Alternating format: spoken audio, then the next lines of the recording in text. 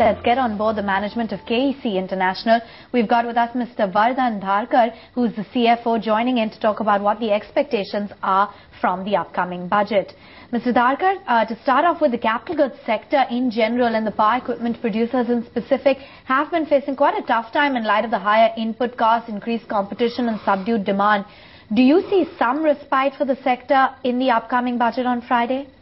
Yeah, I think it's imperative for government to take policy initiatives in this budget, because unless you start investing in the infrastructure and infrastructure investment picks up, the GDP growth that we are talking about is not likely to happen. So we need to have a clarity in terms of policy framework and in terms of making sure that policy gets converted into execution. So I have a very high expectation from this budget in terms of kickstarting the investment in infrastructure space.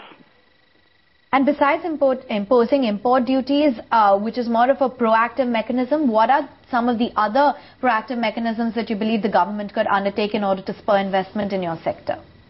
I think particularly from power infrastructure, they should give the same exemption that is available, service tax exemption that is available to the roads, ports, railways, etc. So that will also help in reducing the infrastructure cost, and in term it will also help actual users to have a lower cost. So that's something which government should definitely look at and help infrastructure.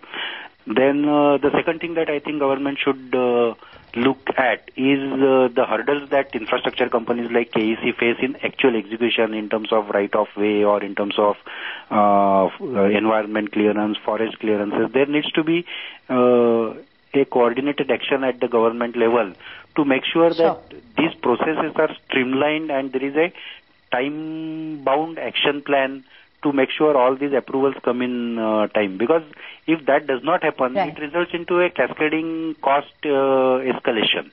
That's something which is required at today's point of time.